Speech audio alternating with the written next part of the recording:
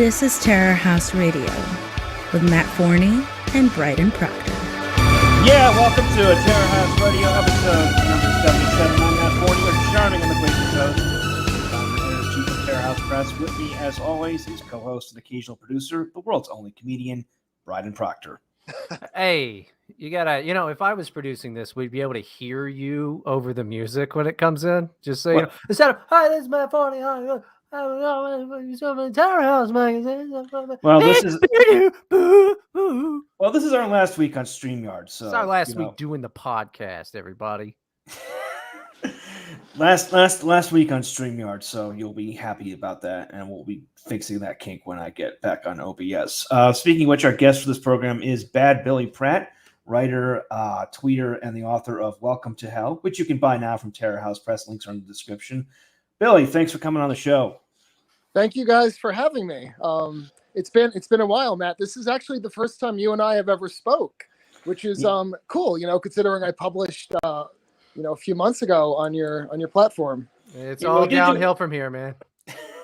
Yeah, we did a written interview back when the book launched. I completely forgot to link that in the description. I'll put it in afterwards. But this is our first time speaking on a podcast or anywhere else. Now, I imagine a lot of the audience does know who you are, but I always do this with the first-time guests just so we can get started off on the right foot. So for those in the audience who don't know who you are, Billy, this is for the benefit of people who don't know who you are, Billy. Just give a brief overview of yourself, your work, that kind of thing. Sure. I started a blog. Now it's like 6 years ago called killtoparty.com. At first, I think it kind of came out of the manosphere. It was very much focused on figuring out women and what modern women, what does that even mean? What is a modern woman? And over the course of, months and month after month, putting out blogs and essays, and I got more, I got to thinking more about my own life. And how does all of this progressivism, even though we reject it consciously, we hate it so much, how does it really affect us?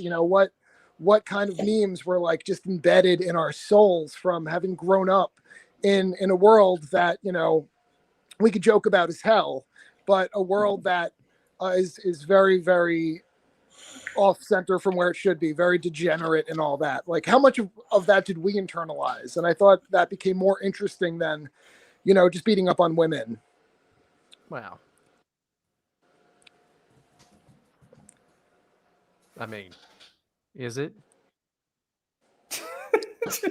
Well, if you've read my book, you tell me. I think it is. Nah, I don't think that it's, just you join the ranks of, Sean Connery and John Lennon and all the greats that used to beat up on women, Chris Brown. Ike Turner. Yeah. Mike Tyson. He did a little more than beat him. Oh, War Machine. War Machine beat the shit out of a porn star. He's like, that sounds like a Catholic thing to do, I think the manosphere is just in denial of how any of this affects us. And I think I kind of started from that point. Yeah, you said you got started 6 years ago. I guess I could lay claim to being one of the founders of the manosphere, a very dubious distinction at this point, since I started around 2009. Wait, hey, dude, Matt, just because you're a man that's sphere-shaped, it doesn't mean you founded the manosphere. God, but yeah, there's a sort of gravitas in your writing that does harken back to I like to say the good old days. I was on you were on New Right, and I was on New Right recently, the podcast where the host asked us about the manosphere to literature pipeline. Well, they asked me about it. Around 2013, I'd say, was when it was kind of on the way out. Now the term manosphere, if you hear it at all, is pretty much associated with grifters. People who just want to make money. Have you seen this trend on Twitter recently? I'm sure you both have. the guy's like, oh, you see this? It's a picture of a beautiful woman, like a bridge or in a supermarket. He's like, you see this woman walking by. How do you approach? And then the reply under it is, if you want to learn how to approach, check out my Gumroad course. How do you open? Hey, Right. Hey, bug women in the shopping aisles. That'll work. That's a good one. Just go up there and be like, oh, you too like Funyuns? You need to pay to learn those types of things. I'll offer them up on my Gumroad, and it'll be, what are you doing? Episode 1. What the hell are you doing? Quit bugging women. You're ugly. Stop bugging women, you ugly fuck. I mean, I thought Roosh really there was a time when I read Day Game, and I was like the whole time just horrified.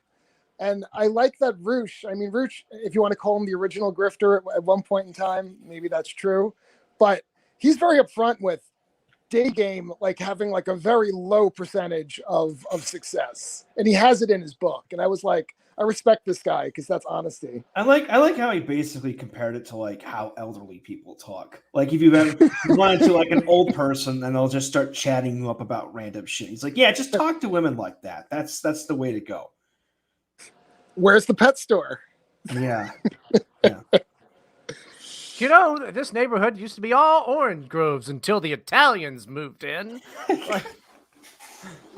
No, I don't like that whole thing. Like, just go talk to. No, if it's like at a place where people are social, like a bar or a concert or anything, that makes sense. But if you're just bugging people in the grocery store, you're a fucking demon. And like, nobody likes being at the grocery store, especially now. It's all like tense a lot of the time, and there's too many people. It's awful. You wish you had gone in the morning, but you're lazy.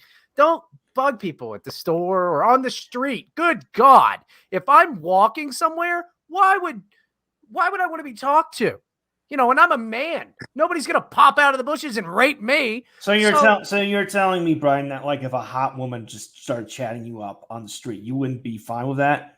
No. 1, I have a girlfriend. 2, that's going to be gay. a guy. No, it's going to be a guy. All right, dude, have fun. But I'm telling you, you traveled all across Europe. You're not at least suspicious. You wouldn't go, oh, she's going to take a kidney.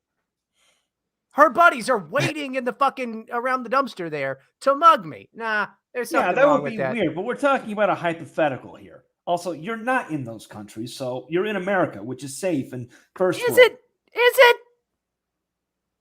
it safe, Matt? Not if you work at like Nordstrom or the Louis Vuitton store. Those people are fucked. Now, if I recall correctly, and Matt, maybe you remember, there was a manosphere tactic back then where I think the guy who used to go by Tyler Durden, I think he goes by Owen now. Owen Cook is his real name, yeah. Owen Cook. He advised that you hit women with your card in the supermarket as a means to open. Nothing starts a relationship off better than physical abuse. That's a horrible fucking idea. But you know what? The manosphere was so much more exciting back then, and it's not anymore. It's not anymore. That guy was a legit psychopath. I mean, that explains what happened to Real Social Dynamics. There was the one guy who worked for them who was going around Tokyo being like, oh, you can grab girls' crotches and call them Pikachu and they like it. And like he video himself doing this. And only if you're a star. Be giggling. Well, and it's like, yeah, they're giggling because in Japan, that's how people react. Like they're non-confrontational. They're deeply embarrassed inside that you did this to them, but they're going to giggle because that's what Japanese people do. And that guy ended up getting himself banned from Japan. So in Japan, they just let you do it. Grab him by the pussy. But yeah, there was a lot of that stuff going on. Some of it was interesting, some of it was weird, some of it was cringe, some of it was cool. I mean, it's gone now. It's all just like I said, those grifters on Twitter who are like, buy my Gumroad course, featuring stuff I stole from the Mystery Method circa 2007.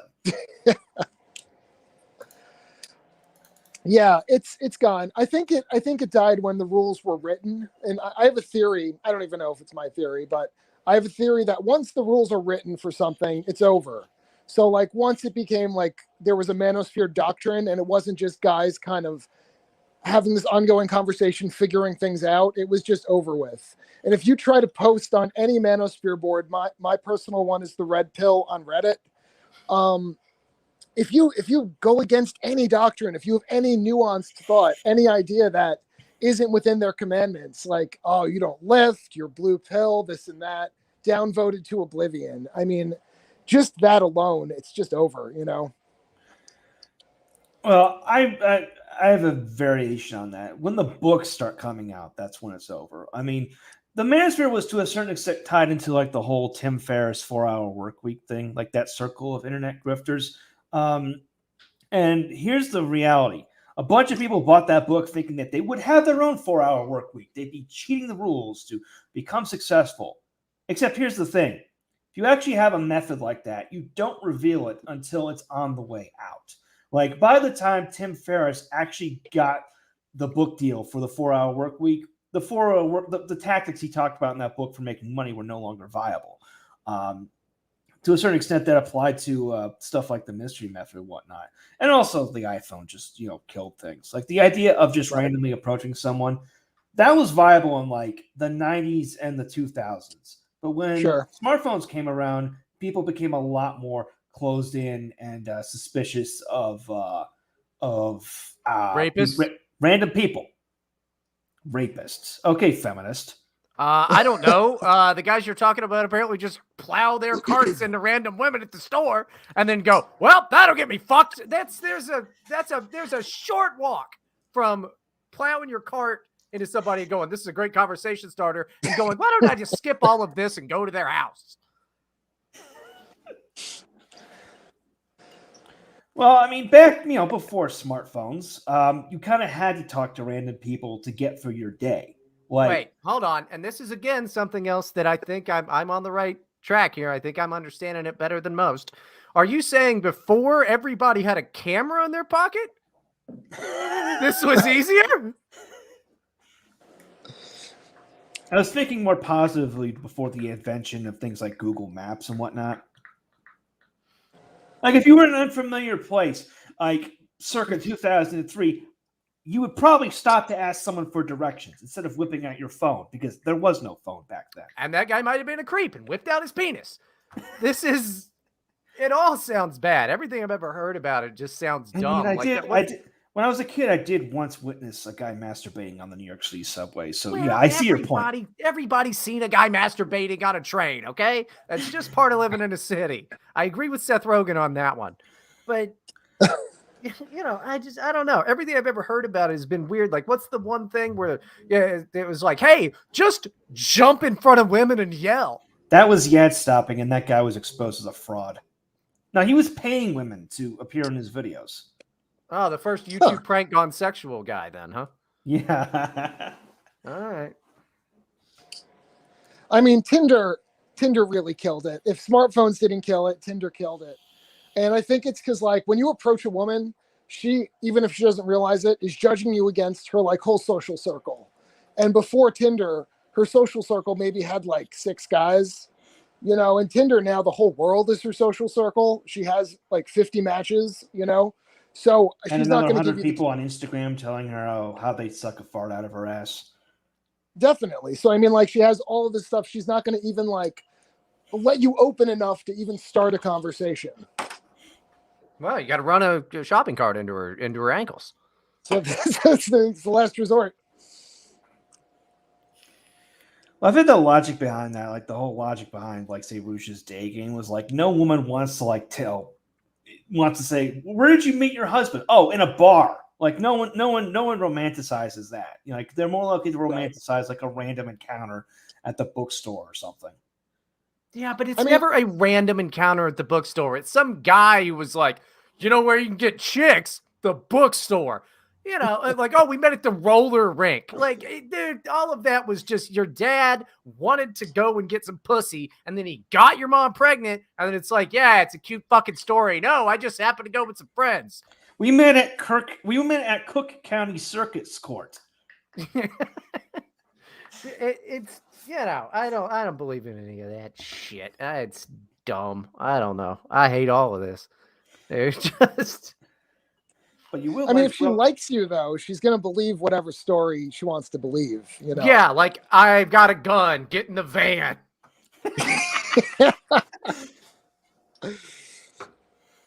By the way, if you've got a question for Billy, Bryden, or myself, streamlabs.com/terrorhouse magazine, and we'll read your comments later on the show.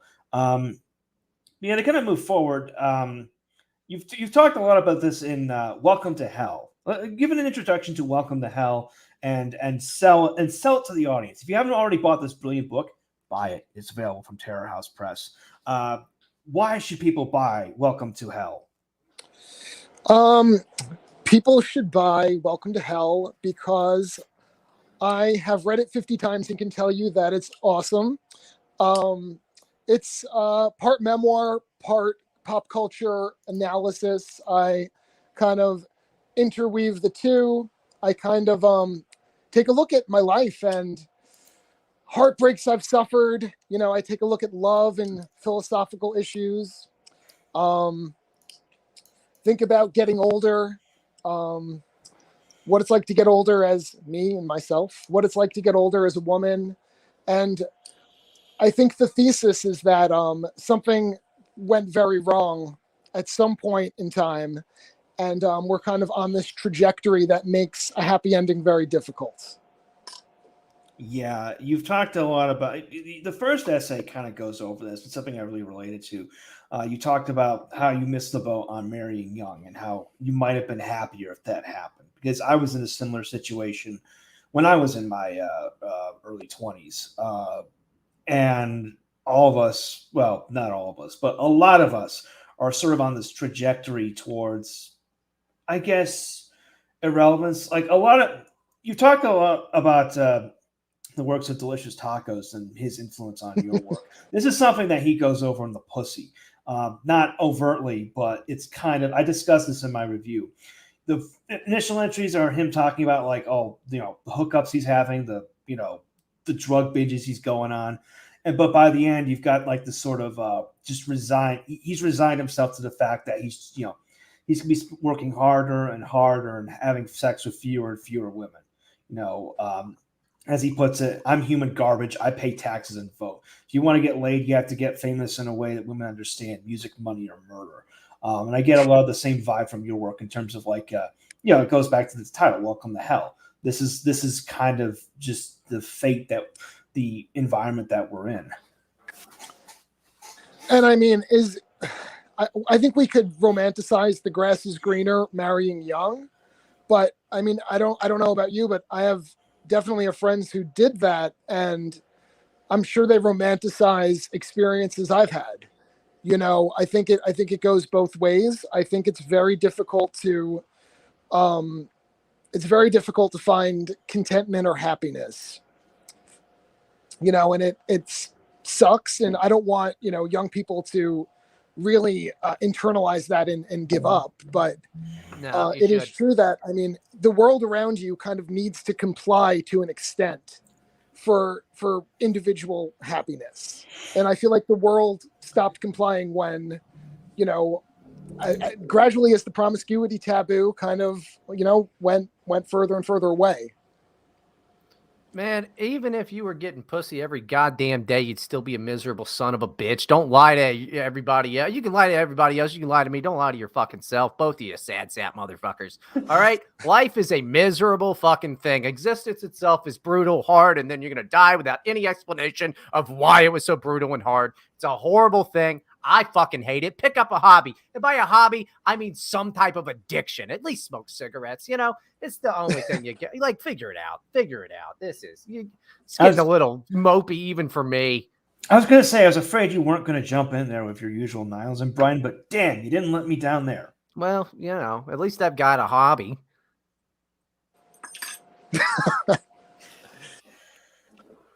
There are worse hobbies, I guess. There are worse hobbies, like running shopping carts into women at the store.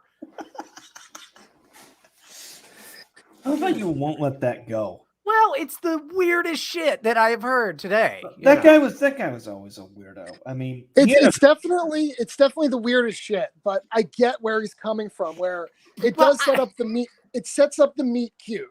Women It's need, not like cute. Matt was She's saying like- before. Women want the meet cute. Have you ever had a shopping cart hit the back of your ankles? It's awful. I'm sure he meant to tap. I'm pretty sure I have, and I forgot about it. It's pretty bad, dude. It's pretty bad. It's normal. People don't obsess over things like that happening to them. No. It hasn't happened. Maybe it's because your ankles are so hefty. But like I'm telling you, it's not great. It's not a great thing. It'll hit the back of it, and it hits right where your damn like tendons back there are, and you're like and you're like this stinks. It's fucking horrible. Well, maybe the reason you obsess over it, Brian, is because you have stick figure limbs, and if someone drove a cart into your ankles, you just fall right on your ass and break something. Right. So you just did the opposite of my joke, but worse. Got it, Matt. Killing the game. So anyway, it hits you right in the tendon. Okay. And then the thing is, you're walking as well. So it goes up, the bar hits it. It's a whole thing, knocks you off. You're like, do this. And you look back, and then there's some guy who's like, let me fuck you. Like that's, no, there's worse things like shopping cart stuff. That's, I think that if I recall correctly, like that guy was written about in the game, and he tried to kill himself. So what is he tried to kill himself? I did not know that. If I recall, the book by Neil Strauss, did the memoir of his experience in the seduction community. Like Owen Cook was like one of the designated villains of the story because he was depicted as just a sociopath. And I remember a video I did circa 2014 where he's like, your girlfriend's a fucking slut. She gets fucked all the time. She takes trips with guys just to fuck them. She gets paid to, she's been a prostitute. She's been in threesomes. She sucked 5 dicks in a row, and that's okay. It's like, no, that's not okay. It's also not really true, weirdo. Hey, whatever people want to do, I guess, as long as it's not shopping cart shit, man. I don't know. All of that shit, everything I know about the whole, like, pickup artist, manosphere. Like, who was that famous pickup artist who had the fucking TV show with the giant hat? Mystery. Dude, that shit is so fucking gay. He's like, hey, dress like one of the fucking Lost Boys and go call women ugly. I think he's married to kids now, so. Oh, good for him. He's 50. He fucking better be. If he was still out there at the bars trying to pick up on young pussy, it'd be weird. I mean, if that show, if the whole mystery thing teaches you anything, it's how different things were then and how much easier if you had a little bit of knowledge of how things really worked, how much easier your life was. I mean, and that's like, what, 10 years ago? That's not a long time. It's pretty crazy. If I recall correctly, his whole shtick was that he was a magician. So, like, the whole wearing the fruity pimp hat with the pierced soul patch kind of worked for him. Didn't work for other people, but it worked for him because he was on that whole Pendulette. Who's that other guy with the magic tricks? Other magicians, David Blaine, Chris Angel. There's some other guy who James Randi. That's who I was thinking. James Randi debunks fake psychics. Yeah. Well, yeah, he was also a magician. So right. Well, he prefers to start the term conjurer. Well, preferred. He's dead now. Okay, but he was conjurer. Yeah. Wasn't Mystery also like 6'5"? I just looked it up. Yes, and he's exactly. I think that helped a little bit. Yeah, right? Yeah. What a freak! Like with that hat, he like how's he getting to any doors? But that like splash graphic of his show where he has the 2 guys next to him, and those are like the pickup gurus that you're supposed to be like taking notes as you watch, and they're guys who, if they were in any environment today, would be absolute incels looking like that. It's unreal. And these are the guys who like you're supposed to emulate. But that's 2010 before Tinder compared to now. Yeah, I was starting to notice that it was getting bad around that time because that was 2 years into the iPhone. Because what happened was that people used to make plans like in advance. Like, remember that? Like making plans like a few days ahead of time. Oh yeah, let's all meet at the bar on Friday at 7. And then you'd hold that plan, or maybe you'd call in advance like a day, like, sorry, bro, I can't make it. And like girls would do that shit as well. So you'd show up with maybe a couple friends, they'd have a couple of friends, and people would generally be more social. Now what happens? Someone goes to the bar, they text all their friends, and then like 10 people show up and they just don't want to talk to anyone. There was a huge shift in social interaction that occurred with the smartphone. And that made that kind of lifestyle that the PUAs advocated like not viable. I'm pretty sure people still make plans, man. Yeah, they do, but like, it wasn't as easy. I mean, are you talking like pre-internet? I mean, yeah, pre-smartphone. Well, still, you still had the internet, and like everybody my age when I was young was like talking on Facebook and shit, or texting even, Well, Facebook, I said, came around the same time as the iPhone, so. I guess. I mean, but not everybody had a smartphone. Like, I didn't have a smartphone for a fucking long time. I went, it was like 20, probably like 19 to 20. I didn't even have a phone. I was like, phones are gay. I'm going to do acid. And like, didn't have a phone. Yeah, as one you does. were like that. It was like that episode of Seinfeld where like Elaine's dating the poor guy. Yeah, I was broke, but I just didn't need a phone. I was like, I know where to go to work and when. I'd write down my schedule on a piece of paper, keep it in my wallet, and that was good. Yeah, that's another example. Like, you had to memorize people's phone numbers back then, and you could. Yeah. Now you can't. I can't. I couldn't even tell you my own phone number off the top of my head, much less Bryden's or anyone else's. Whereas I had all that information very easy. That was very easy to keep in my brain before the smartphone came along, because you had to remember people's phone numbers. So you couldn't immediately conjure them up on your phone at a moment's notice. Yeah, I still remember phone numbers from like when I was 10. Like my best friend's phone number when I was like 12. Oh, and what was that? My best friend's phone number, like as a kid, like that's in my brain, but I couldn't tell you like the people I talk to now, like the first digit of their phone number. Yeah, and what was it? What was that number? Give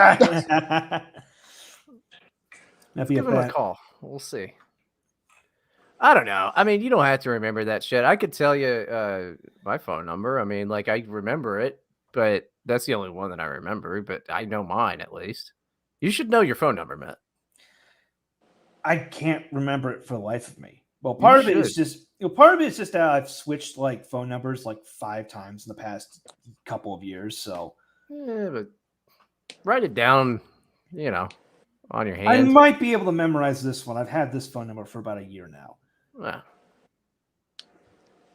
It's just important. You're gonna need that at some point. You're gonna be like, oh no, I don't know my own phone number. And they're gonna be like, all right, put him on the train. This one's retarded.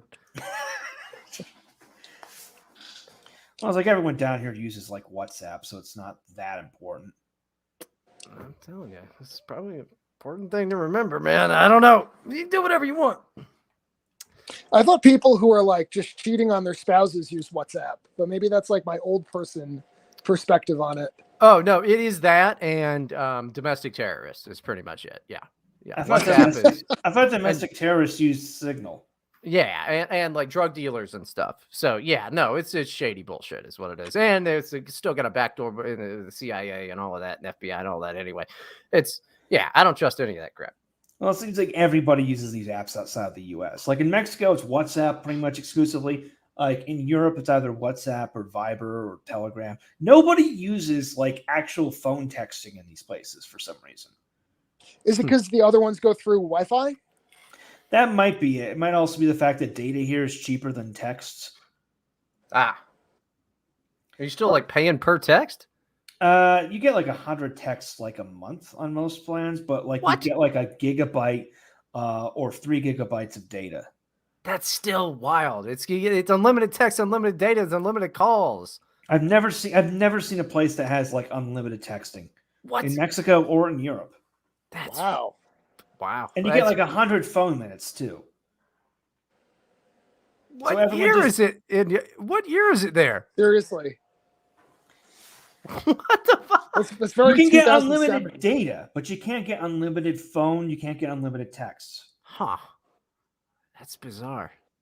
And I hear they drive on the wrong side of the road in a lot of these countries as well, huh?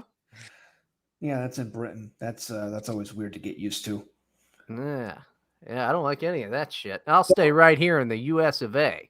Though I've encountered people like in Georgia and Armenia who will drive cars that are intended for like Britain with like the steering wheel on the right side, even though they drive on the same side of the road as Americans do, which seems really unsafe. Yeah, that's extremely unsafe. How the fuck are you going to be able to see like you're making a left turn has got to be really dangerous. Oh yeah, Like that's you see extremely cars all the dangerous. time there. I'm guessing they import them from India, which also drives on the same side of the road the British do. Well, they love everything the British do. Like the Brits came over there and they were just like being mean to poor people. We got it. Plus, love those hats. Let's try those. And then in return, England was like, I like this curry. And they go, yeah, national dish. Cultural We like exchange. this tea. We like this tea. Yeah. You know. Getting back to Welcome to Hell, one of the themes of the book, Billy, is authenticity and kind of like kind of your thoughts on it. It's a bit difficult for me to sum up, but you talk about such things as the Kiss live album that wasn't really live, and other kinds of anecdotes. Can you kind of elaborate a bit more on your thoughts on this subject? Sure. I mean, I think that authenticity is something that our parents never considered. Maybe outside of like, is this handbag on the street like authentic in that context? Authenticity of personality. Authenticity is something desirable. I think really kind of became an obsession with millennials. I think it kind of started out with Gen Xers. Who had a preference for it, but it wasn't a die on the hill kind of thing. But I think millennials have a real obsession over it, and I get it. You're increasingly growing up in a world that is artificial. Pop culture in and of itself is an artificial thing. It's an artificial culture. It's not real. It's being thought up in boardrooms and laboratories and all that shit. So I think as that kind of increases, you grow doubt. You grow doubt with the people around you. Like, does your friend wearing a Metallica shirt, do they deserve to be wearing a Metallica shirt? Do they know enough about it? Are they a poser? That was the big kind of claim when I was younger. Yeah.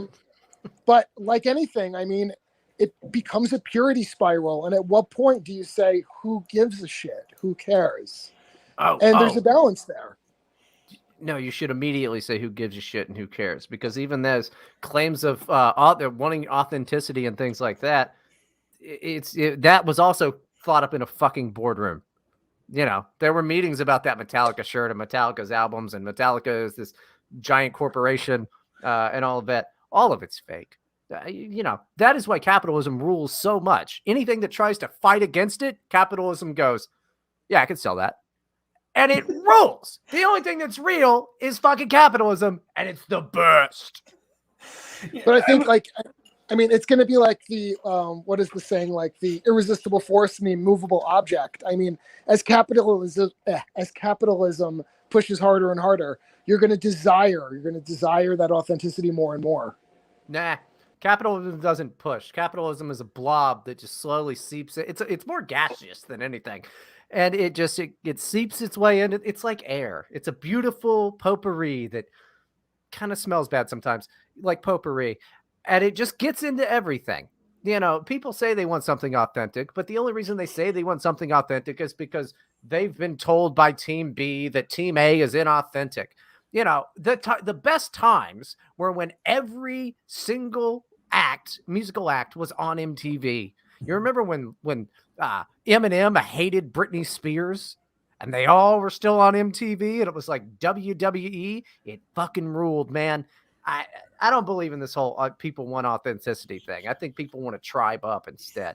I get what you're saying. I just personally, I don't think that anybody wants actual authenticity. They just want something they can latch on doing shit. Well, like I agree with Brian in the sense that the whole concept of authenticity is laughable. Like a couple months ago, Pitchfork had that article where like, oh, 10 albums we wish we could re-review because we were wrong about them. And one of them was Lana Del Rey's what was it?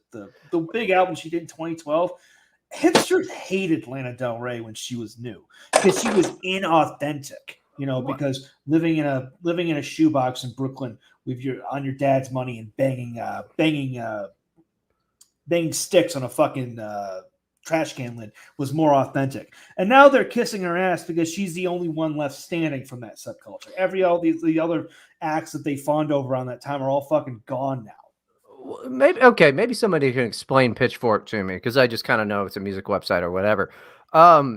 We wish we could re-review. I just have someone else review it and write an article. Also, they used to do that all the time. Like back in the 90s and 2000s, they would delete reviews that were like, you know, when taste changed, they would delete reviews to like match with the times. Like back in 97, they gave like a 9.5 out of 10 to a Save Ferris album. They deleted that. What? Yep. Save Ferris rules. I don't know about that. They stopped thinking so around 2003 because that's when they deleted the review. They gave an 8.7 out of 10 to Neutral Milk Hotels in the Aeroplane Over the Sea.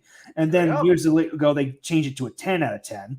2 years later, you know, they've done this with a whole bunch of reviews. So it's like, I remember saying at the time when Pitchfork announced, it's like, you've already been changing reviews and re-reviewing shit without telling people. What's stopping you from doing that now? Just have another guy write an article about it.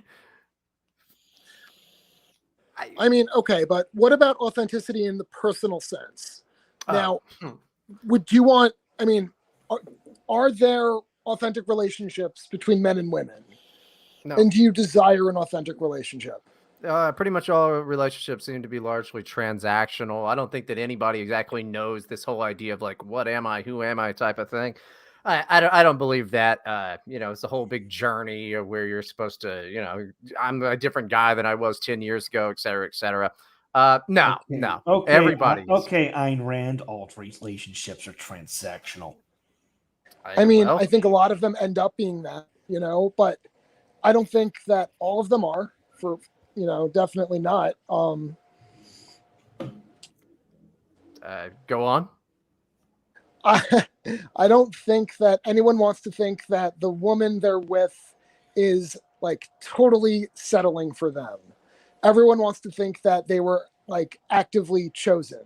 And I think some people are and some people aren't. And I think everyone wants to believe they are. I know what everyone wants to believe, and it's good that they believe it. And it's great. We all get to feel special and all of it. I get that. And I'm not against that part of it. But the raw truth of the matter is, life's a hard piece of machinery that clunks along, and that's just the way that it is. If you have a few scotches and you whip a cigar out and you look at the moon for long enough, you're gonna go, shit.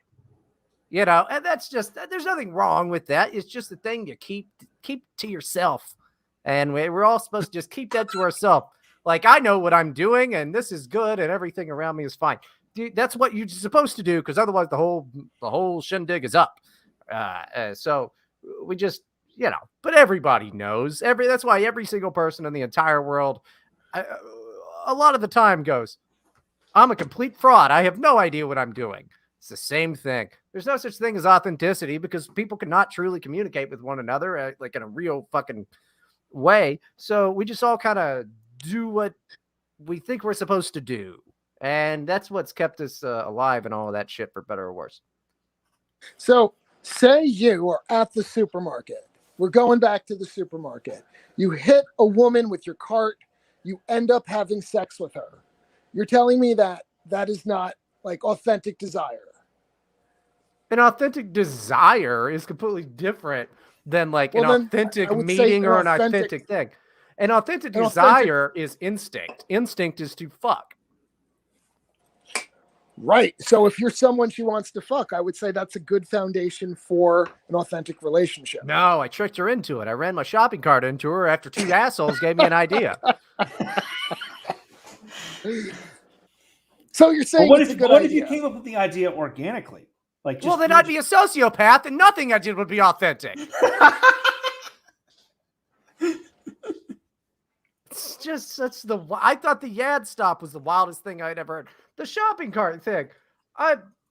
That's anytime I see somebody accidentally run their shopping cart to somebody now, I'm going to just like go over and whisper in the guy's ear, do it, do it, do it.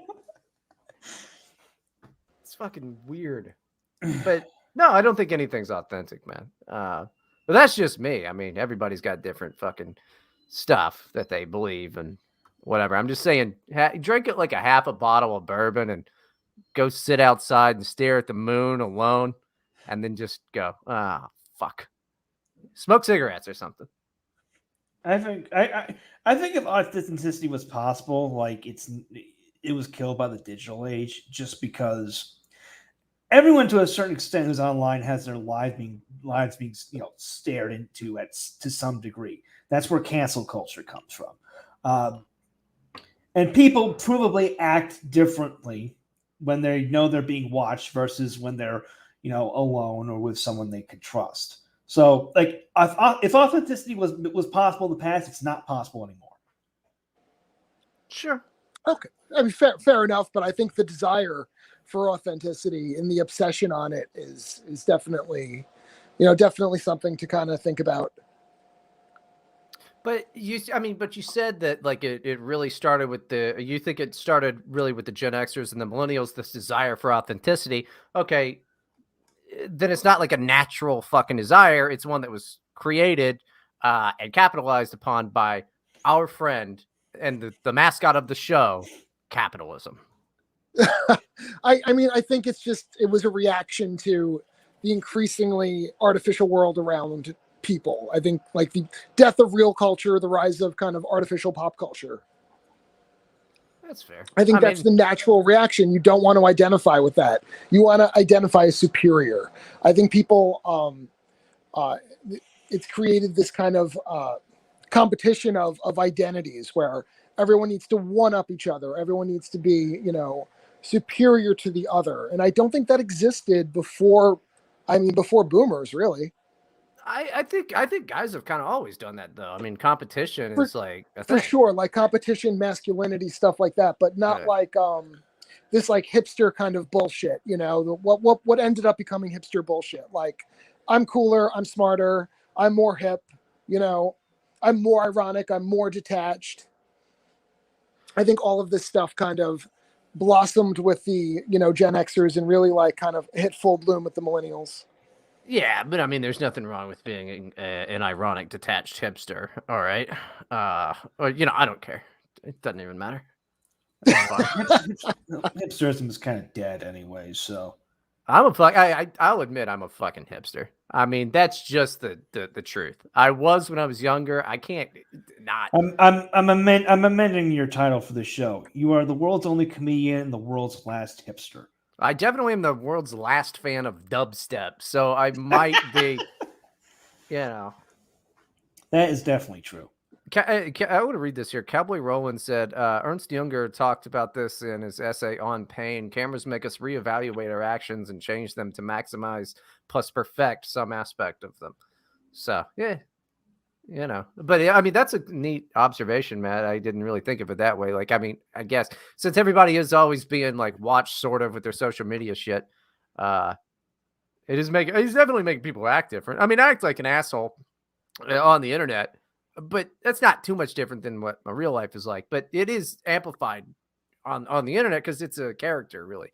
But I'm wondering how many other people are like doing bits versus like the chicks that are like, I'm on a boat, and it's like they were walking by a dock and took a picture. Well, there's another thing that this kind of ties back in the whole manosphere PUA thing.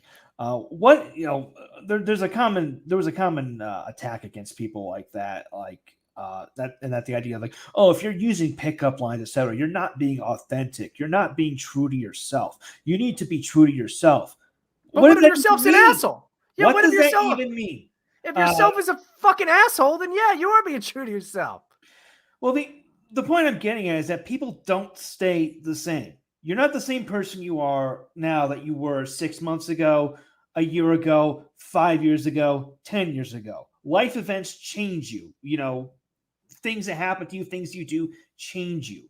So there's no fixed identity of who you are at any one given point. And the idea behind what some of these guys were advocating was that, like, yeah, you're always changing. Push the changes towards something that would actually benefit you in some fashion. Right, but that's just like Nietzsche. Yeah, that's the point I'm talking about. Like, with regards to authenticity, it's like it goes back to what you were saying. There's no such thing as authenticity in terms of of pure authenticity. We're all constantly changing, and you can choose to direct that change in different directions. I mean, you I could think be a dick on the internet. I think the being yourself line was more about like not putting on a false front, like Pickup would, advise. If Pickup advises to do whatever works, right? Pickup advises that sexuality like that is amoral, so whatever works is the right thing to do. And I think the pushback against that was just like don't put on a false self. I mean, like the market's meant to like maximize female, freedom, female choice. They want to like kind of keep the market for women to like make the, whatever choices are best for them. Wow, So I think that's called the I pussy think the- gap, and it's been real wide for a long fucking time. Pay gap, kiss my ass. That's a myth. The pussy gap is fucking real. So to keep women the selectors, I think they want men to like as much as possible, just like kind of put themselves out there and just no male sexual strategy, all female sexual strategy. Well, their strategy just being a hoe. Like I've seen there's a subreddit, it's female dating tips or female dating advice, something like that. First of all, it's hilarious because it's a lot of ugly pigs that can't get fucking laid, but it's definitely funny. Female dating advice would be number one: lose weight. No, it's because you're perfect just the way you are, you fucking sloppy pig. It fucking rules. But the pussy gap's fucking real, man. Women don't understand how good they have it, and the fact that like it doesn't matter. Like it doesn't matter how fat you are. At least there's like black guys. You can get laid. There's some guys out there, not a chance, dude. Doesn't matter. They're nothing that they could do about it. Then there's the whole incel people, and a lot of them are just like spaz guys that wouldn't get laid anyway. Well, I mean, there was that chart going around showing that male virginity took like a huge rise in 2008, which is coincidentally when the iPhone, around the time the iPhone came out. Back to the iPhone. So, do you guys think femcells are real or are femcells not real? Femcells are destroying the goddamn world. I agree with Bronze Age Pervert on this. Femcells are the reason why we have Dr. Fauci. I don't know anything about that, but at least I know there's somebody to blame. And at least it's women. I was going to blame Jewish men. Whoa, thank God it'll just be women. I'm team fellas, dudes rock before anything else. So, now femcells creating Dr. Fauci, is he just talking about the older, like aged out of the market, or because I mean when I refer to femcell, I mean like like forever virgin, like never been laid, never will be laid. Is that a real thing for women? Well, incel and virgin aren't necessarily synonymous. Incel just means involuntarily celibate. So, like, say, like, if a guy got like a handy 20 years ago but hasn't got anything since, like he's an incel. He's not a virgin, Right. But he's an incel. Sure. Like these femcells, like in their 30s and up, are angry and upset because they either can't get into a relationship or they can't get in a relationship with the kind of man they want. Like they're in this cycle of like dating men who are increasingly pathetic and as sad as they are. And they all launched onto what happened in the past couple of years to give meaning to their lives. it allows them to imagine that they're doing something good for the world. They're doing something good for the world by strapping on a cuck mask.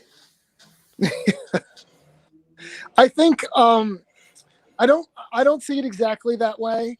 I think these women are I think the problem with the sexual marketplace that we've been discussing kind of has trickled down to these older women in their like mid 40s being able to fuck dudes in their like late 20s even. And just sex. I kind of compared it to a gas station. So it's like just sex, like in and out, like fast food. But that's where you meet those types of women is at gas stations or at In-N-Out. Or Bumble or Tinder, but I think the anger is like if you want to consider them themselves because they can't get a relationship, I'm willing to do that, but they're not like celibate. It's not like an incel who like may as well be fucking dead, I got a real question here about the whole incel thing. These guys are also broke, right? No, not always. Okay, this doesn't make sense to me. I've never bought a hooker, right? But especially in my 20s, that's definitely something I would have done. Like, I don't count hookers. I'm not going to count hookers. Sorry to talk over you. The thing with incels is that like it's not just about sex. It's that they want someone who actually cares about them and loves them and is attracted to them. Well, they don't even have any friends, though. I mean, like, you're just a spaz. So, like, why don't you quit being a spaz and then maybe fucking it'd be fine. Well, even if you're not a total spaz, it's a lot more difficult than it was, 10 years ago. I mean, I'm a spaz, and I've got a fucking girlfriend that I've had for years. You're a comedian. Yeah, it's great. You're also funny. Yeah, I'm hilarious. And also, you didn't grow up. Everyone in this conversation can remember the age before social media. Yeah. So we were socialized somewhat normally. Nah, I'm not sure getting beat up in school was normal fucking socialization. I don't know. Luckily, people stopped beating me up when I became an adult. But Matt, are you aware of the Delicious Tacos definition of incel? I probably am, but could you refresh me? So, and I'm with him on this. So, if you got laid before you turned 18, you are not an incel. If you did not get laid before you turned 18, you're an incel for life because you're always going to have that anxiety no matter what comes next. Oh, that's which is why that's I've heard that and I agree with it. Yeah. Okay, but I got laid when I was 18. That was the first time. Wow. So what am I? We gotta look at like what days before your birthday. On your birthday? After? Was that like your 18th birthday present? No. I was 18. I don't know when it was. I didn't write it down. It's close. Cutting it close. I don't know. I just listen. I used to be less fat in the face, and I used to be a handsome man. I used to, I didn't go around and bang everything that moves, but it was never a big thing. I wasn't like, what have I done? What have I done? Fuck! Ah! Like that was not. And I think that's if you develop that anxiety, if it goes that way, then I think it's tough to shake, and I think you're an incel. But then you just why don't you just quit being a spaz, find a girl, and then you go, okay, good, I like you, you like me, this is great, we'll stick together, and then there you go, and you just go off into your life. Like, it's not it's not even an accomplishment. Every person does this. Well, not every person, but I think that anger is tough to shake. I really do. I'm pissed as shit about all kinds of stuff, but not that. It's just a weird one. I don't know. I don't buy this whole thing where like, sex is what makes the whole fucking brain motivate and all of this. I'm like, it's death anxiety. So you don't believe like the two most important things of the human experience are sex and death? No, I think it's death and sex. I think death is the most important thing that we all get to do. But I think it's a very anxiety-driven thing. The whole reason people want to have sex even to begin with is, I want to procreate. I need to keep my legacy going. This is, I got to do something, accomplish something. That's all death anxiety, man. Death is the most important fucking motivator of anything. Death anxiety. Well, so you agree? Well, you at least agree with me that those are the most important motivations. You just swap the order. Yeah, I think death is the, and like death reminders and things, the most important motivator. But a big part of that is banging. So yeah. Which actually does go back to the whole manosphere shit, because like all those PUA guys said, like the number 2 motivations for like, humanity were survival and reproduction, which is just a nicer way of saying sex and death. Those guys were a bunch of fucking nerds now that I think about it. Well, hey, at least they assaulted women. Just, oops, sorry. You want to bang? How are your ankles, bitch? And as equally as cringe, I mean, the PUA stuff is cringe, but like those masculinity accounts on Twitter, like holy shit. Like I saw one today, I retweeted it. It was like, me, 12 eggs in the morning, you, a donut in Starbucks.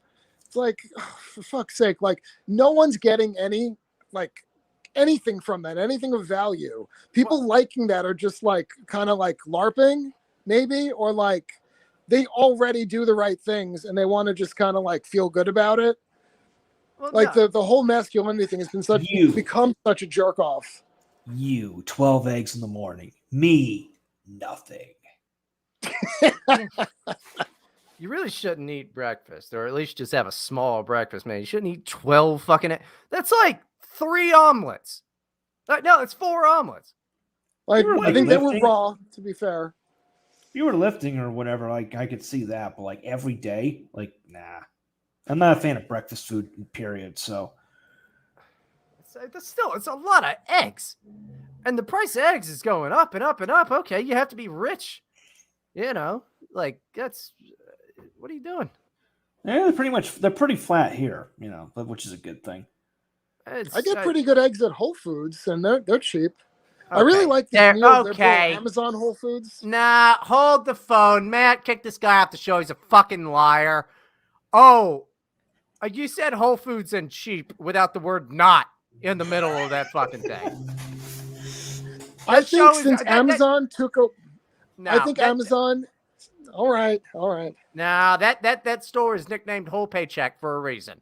All right, that's you're so full of shit. My eggs are $3.50, and they are pasture raised. That's who gives a fuck if a pastor raised them, and I don't care if they read the fucking Bible. $3.50 for a that's too many. That's too much for eggs.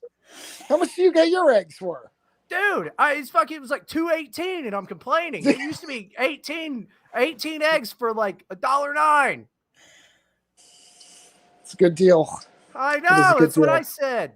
Fucking, I got a Whole Foods. Me and all the stinky bitches with potpourri fucking patchouli dreadlocks. Yeah, we get our fucking Louis Pasteur fucking eggs, and I drink raw milk and eat olives from the olive bar. Would you invest in Pfizer 5 years ago? Fuck you. What is this Whole Foods shit? I go to Whole Foods every now and then because there's a couple like specific vegetarian shit that I want, and it's a treat because I'm not retarded enough to go, time for me to go shopping. Whole Foods it is. Trader Joe's different. Trader Joe's relatively cheap, but Whole Foods, bullshit. That's you and Tom Cruise shop at the same fucking grocery store. I think it's worth reinvestigating after Amazon took over. That's all I'm going to say. I know you get a 10% discount. I think you'd be pleasantly surprised. You get a 10% discount. I know, I do that too. But the thing is, you know how much a slice of fucking deli pizza over there is? $3.79 for a slice of pizza? That's almost a whole Domino's pizza, man. Fuck that. It's not even that good. Yeah, there's a supermarket chain I used to shop at in Chicago called Jewel Osco, where you get like massive oven pizzas that were like, 4 for like $10 or something. There you go. See, this is why you're gonna go broke. You know what? Your name should be Bad with Money, Billy Pratt. You have no idea, man. You're not wrong. Fucking $3.50 for eggs. What a steal! Well, Like, I'm pretty sure Mexican Whole Foods has like a dozen eggs for like $1.50. So yeah, but they've got a few chickens in the back. They just go grab them from. No, yeah, Trader. Yeah, I remember Whole Foods being expensive, but again, I haven't been in the States for a while. Trader Joe's I like because it's the one supermarket I don't get lost in. Yeah, because it's like 3 aisles. Yeah. Usually when I go to the store, it's usually me puttering around in circles for an hour trying to find shit. Or when I first visit a new country, just wandering around in awe at all the things I can buy. Well, that is cool. That I can get on board with. That would be cool. Like Like Erica and I went to this Asian market the other day, and I just became frustrated that they had a different language than me, and I didn't know what the fuck anything was. But she bought some stuff. I was just looking for like Asian candy, and I couldn't find any because it was like they had Pop Rocks, but they were like spicy Pop Rocks, and I'm like, I don't fucking want spicy ass Pop Rocks. No, they didn't have anything good. And I like those one sodas that they got that they didn't have there, where you push down on it, and it's got the marble in it. Oh yeah, those. Yeah, I like those. But yeah, they didn't have any of that cool stuff. And we were in there for so long because she's just fucking puttering around. I wanted so bad to just start going, ding, ding, ding, ding, ding. But you can't do that. Everybody in there is Asian. I mean, if I was gonna get COVID, I'm getting it from fucking there. But there was this big fat white guy in there. I heard him speaking goddamn some type of weird language to people. I thought that was pretty cool. We could have been Steam friends. Speaking of candy, call back to the last show, Bryden. Jolly Ranchers. I love Jolly Ranchers. Demonstration time. You can just chew them. I hope you break your fucking teeth. I really do. I hope that you have to go to a Mexican dentist and they put gold chompers in your ass.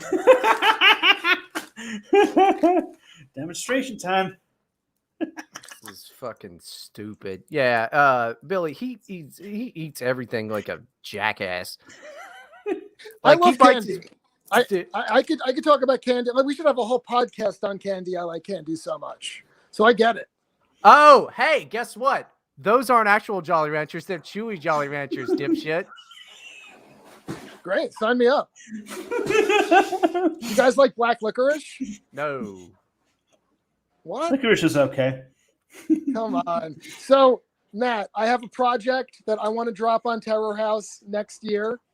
Yeah, talk about that. You got to run it through. You got to run it through me first. No, you don't. I figured we'd talk about it. So, for a really long time, I've wanted to edit a collection of essays by other people. And I think pop culture is this sweet spot, especially on, if you want to kind of say, quote unquote, our side of the internet. I think that people have a lot of very smart things to say. I think people are kind of very aware of the shortcomings of the stuff that they used to like. I mean, isn't that what like getting red pilled is? Like, you used to like stuff and now it's not good for you. So I think a lot of people have like a complicated relationship with those, those pop culture artifacts, be it music, Star Wars, comic books, wrestling. The list is kind of endless. Okay, wrestling is fucking awesome. But a question for you, you might want to take into consideration with this. I think that like stuff you liked when you were a kid and then you stopped liking and then you start liking again as an adult is like still like I thought it was too cool for Slipknot for many years of my life. And that's not true at all. Slipknot fucking rules, dude. That band rules. Like, I love Slipknot. But for my early to mid 20s, I was like, yeah, but I don't like Slipknot. Yeah, Slipknot rules. Slipknot's awesome. I'm not really in the age demo for Slipknot. That was like a little bit after my time. Okay, so Coal Chamber. No, not Coal Chamber. Coal Chamber rules. I was never into new metal. I was too cool, even like as it was happening. I was too cool for it. Ugh. But you should embrace new metal now. Linkin Park, an incredible band. So Listen, I've become so numb. I can't hear what you're saying. Brian is going to be praising Nickelback next. Dude, I might look at this photograph. Every time I do, it makes me laugh or whatever. And that's a song that they have. And then they got the one where they're like, drug dealing something. They all sound the same. I'm not a Nickelback guy, but I could be. I'm sorry. Go on. Explain your idea to me, the head of Terror House.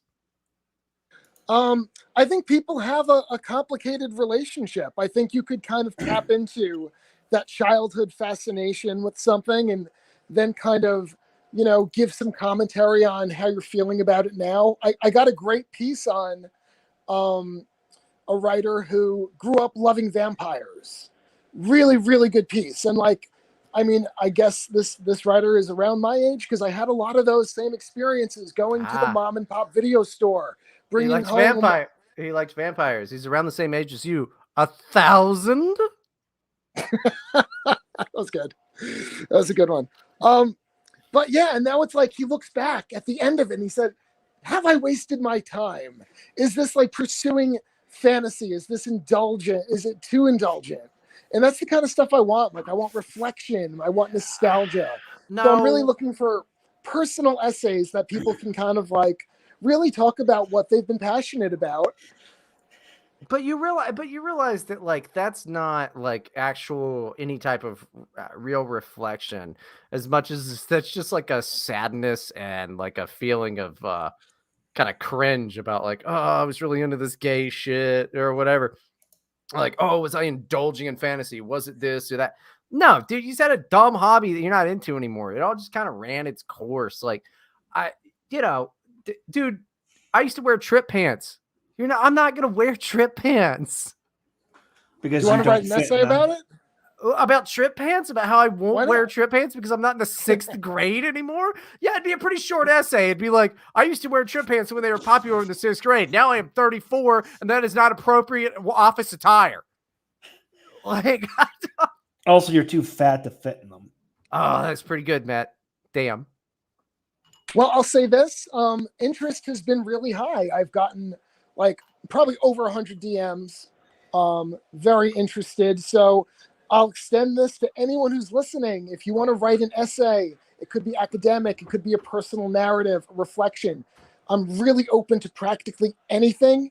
If you are interested in writing for this project on pop culture, shoot me a DM on Twitter. I am at @KillToParty, and I'm willing to read anything from anyone. So I think it's going to be a lot of fun. I want the collection to be awesome, like cover to cover. I really am looking for high quality stuff. People are going to start sending you pornography now with that invitation. But yeah, it's going to be a great project. Well, you know who I want to get? I want to get I don't even know how to say her fucking name. I want to get Ella. Is it Ella? Aya? Aella? How do you say that? Who is she? She's the OnlyFans girl. She's like the famous OnlyFans girl who thinks she's like brilliant. I want to get her to review a classic porn. That's like my idea for Ella. That would be awesome. It's time to start. Like a Debbie Does Dallas, like a Devil and Miss Jones or something. I think it'd be fun. That would be great. I like the joke that The Devil and Miss Jones is one of my favorite movies because I love happy endings. A joke that goes over the heads of a lot of people. But yeah, this book is going to be great. It's going to be out sometime next year, Terror House. Send your submissions to Billy. I'll almost certainly be appearing in it, along with a bunch of other names. Oh, I'll write something. It'll be good. I'll write something that'll be like on trip pants. No, I'm gonna write about how like I used to have a small penis and then now like I have a giant penis. Well, you should probably, save that secret and use it to make like millions of dollars.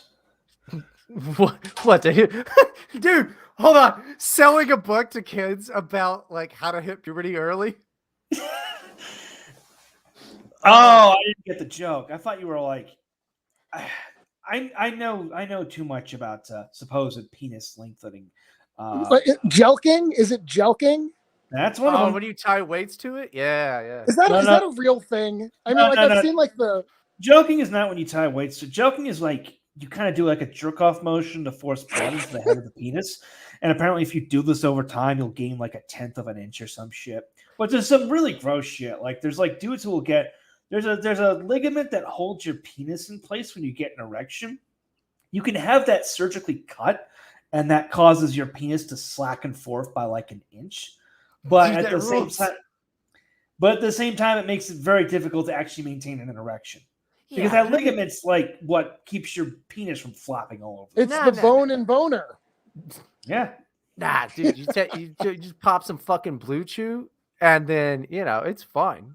I think that rules. Oh, sure, you can get blood into your dick after that point, but like your dick will be going all over the place. Yeah, like porn stars will do this shit. It's like so their dicks look bigger on camera, but I can't imagine it's that pleasurable to have sex with one of those if you're a woman.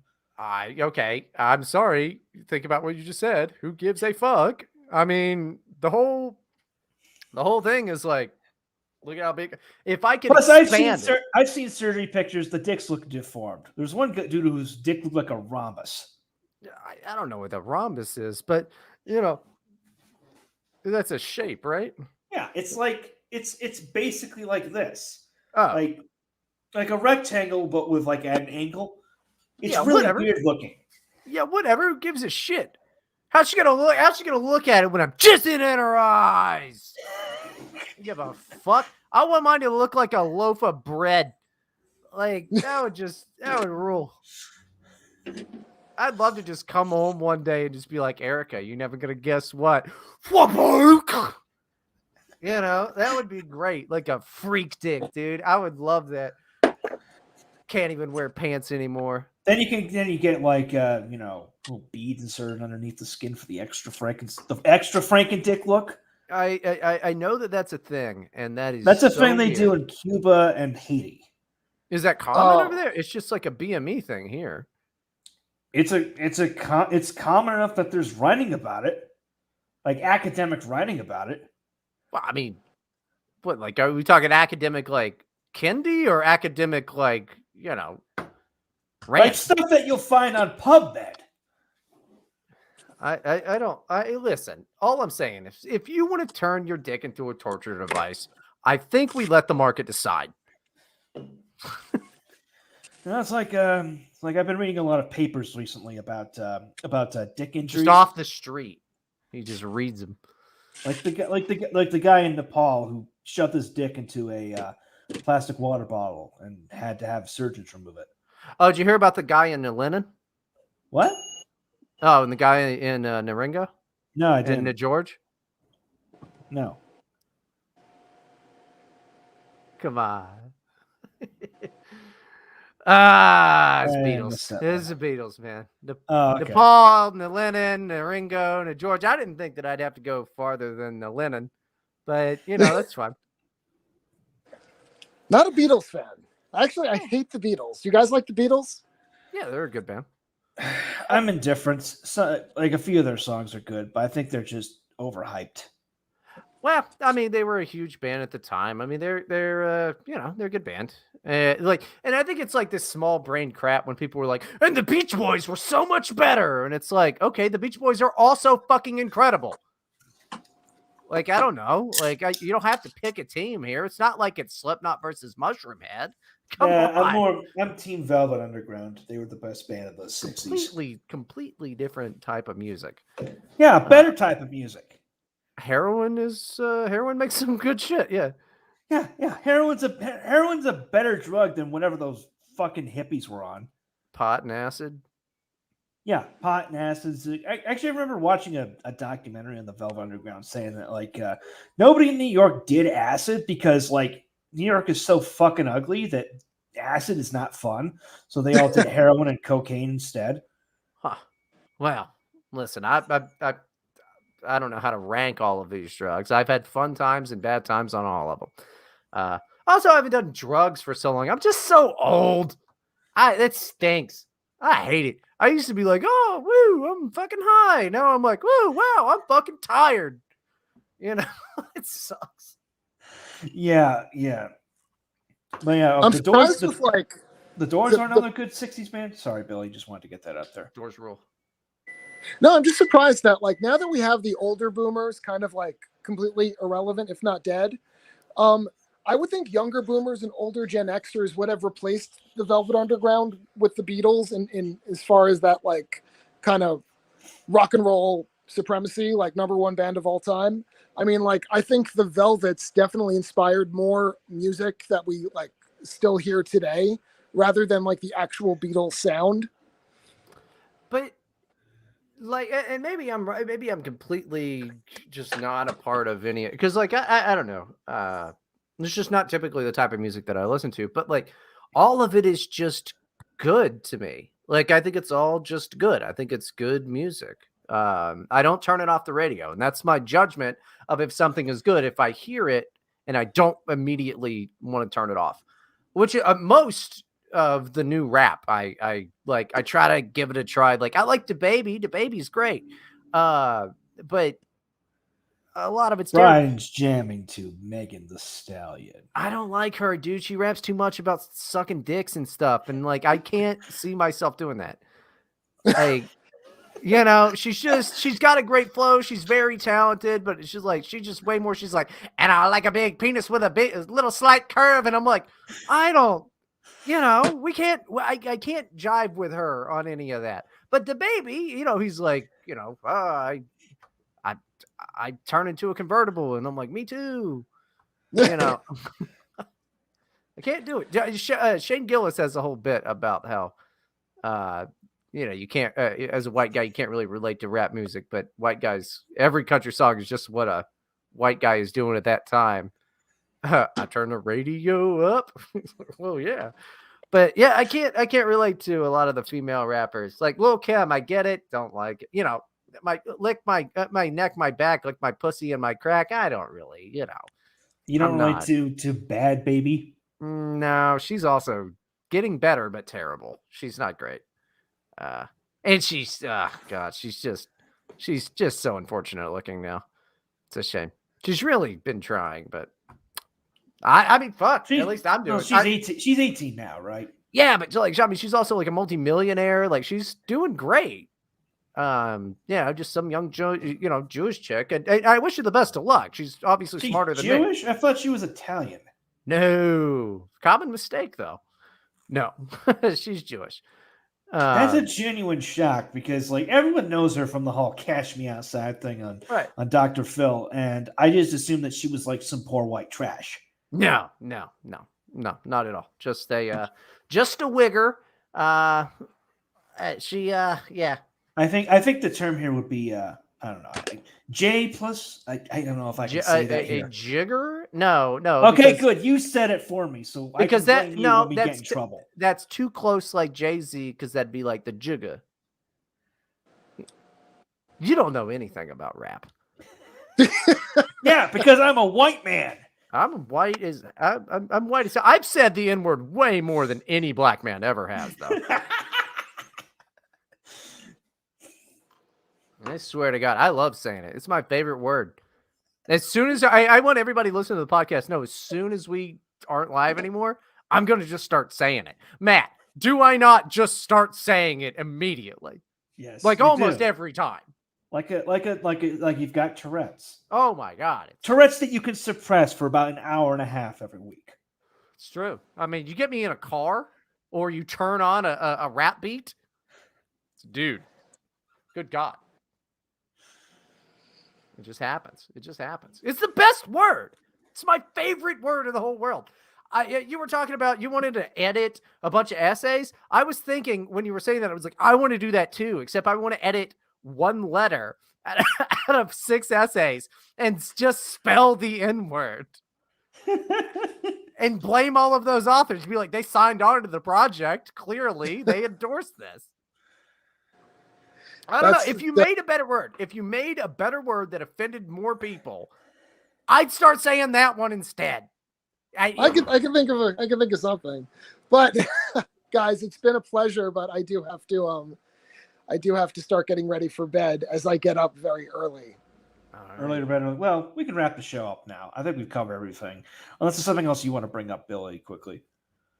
No, I'm just I'm just pumped to get essays and working with people. So don't be shy and reach out if you're interested in contributing. Yeah, if you want to contribute. I had a quick question. I know you didn't do the album or the cover art, but that's Casey Anthony, right? That is Casey Anthony on the cover. And that, I cannot thank Matt Lawrence enough for that awesome cover. Yeah, Matt is, I say it on every podcast I've been on so far. He is the absolute best book cover artist in our sphere. He's absolutely awesome. Like, I just flipped through the Terror House catalog and his work is really, really beautiful. So Matt, I have to thank again for a beautiful, beautiful cover. Yeah, there you go. Those cans. But yeah, there's the cover of Welcome to Hell, which you can buy now from Terror House Press. Link is in the description. It's on our website. It's on Amazon. It's on Barnes & Noble. You can walk into your local bookstore and order it. You can do that. That's a thing you can do. It's a great book. Go check it out. And stay tuned for the essay collection coming next year. If you have something you'd like to contribute, of course, you know how to head up Billy on Twitter.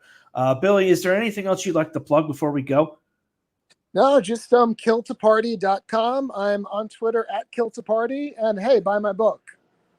There you go. Bryden, anything you want to plug? I want to plug, let's just do another 20 minutes of this episode. All right, sure. No, Billy, you got to come back because I like you. I like arguing with you. We'll arrange that in the future. Yeah. Well, no, Billy will now be the fourth mic on this because I told you we got to have the Beckloff be we're going to be doing a Rakita Law style thing with 36 assholes on here, and it'll be good. It'll be like the Brady Bunch or CNN. It's going to rule. It'll be like the early days of Gamergate where everyone was doing live streams with like 10 people on talking over each other. And it'll be great because as soon as we get so many people on here, I'll just leave quietly and never return.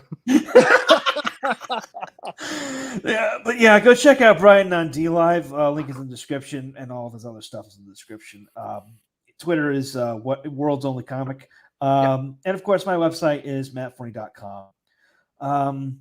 Let's just end it. Go check out terrorhousepress.com, terrorhousemag.com, terrorhouseradio.com for all episodes, social media links in the description. The show is presented by Kachi Deck, music by Zero Pulse. Illegitimate on cover random. Don't the bastards grind you down. I'm Matt Forney with Bryden Proctor and Bad Billy Pratt, and we are